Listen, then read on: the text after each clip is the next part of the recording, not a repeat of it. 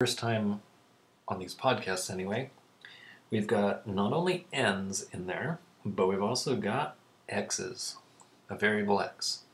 What we're going to be doing with these series eventually is making functions. And we want to know for what values of x is the function going to converge. The overall idea is you have some function and you've got a graph of the function that's like this, and you're not sure what function it is. You've just got a graph from some data or something like that. So what you can then do is create a power series, and what will happen is you've got, let's say, some x value here. What will happen is you can create a power series that will converge, so your series will go like this, and it will copy this function.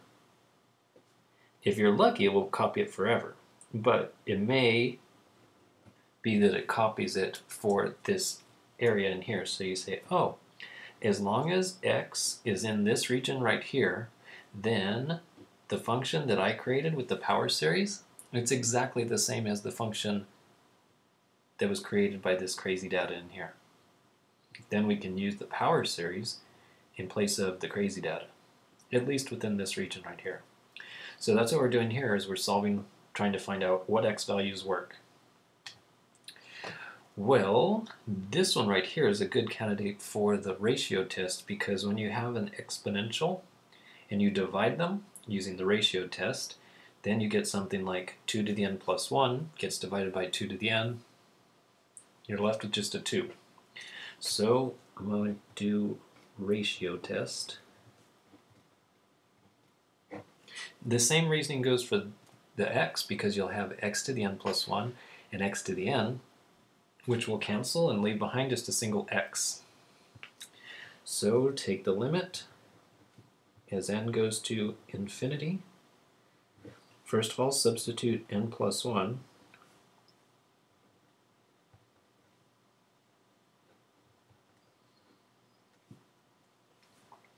And then you divide by the nth term, which is going to be, well, if you're dividing by a fraction, invert and multiply. So the 2 to the n goes on top, n squared goes on top, x to the n on the bottom.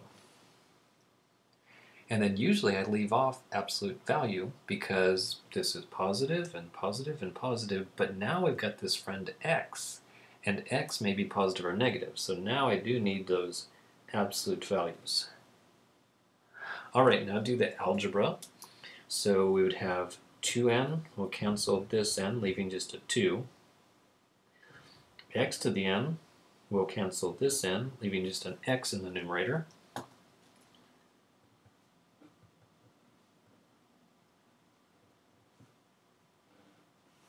So for the numerator, we have n squared and a single x.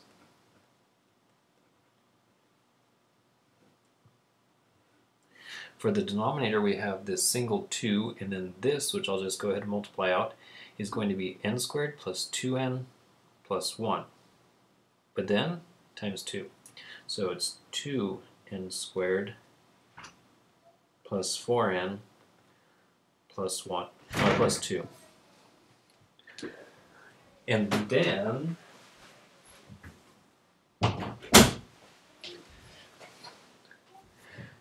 we would have, well, since there's n squared over n squared, those are going to essentially cancel and leave the 2 on the bottom.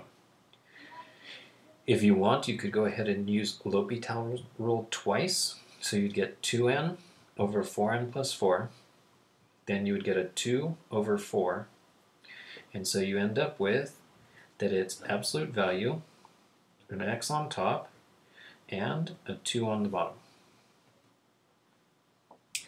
So then we're doing the ratio test, which says in order for it to converge, then you need it to be less than 1. So you say this has to be less than 1, which means that in absolute value, x needs to be, if you multiply by 2, needs to be less than 2. Or in other words, x ranges between -2 and +2. So my picture doesn't correspond to positive and negative values, but that's the idea, that you've got a range of values that it will converge for. Now the other fun thing is, does it equal 2? Does it equal negative 2? Well, if you substitute a 2 in, you'll have 2 to the n. If you've got, so for x equals 2, we get this as the series. 2 for x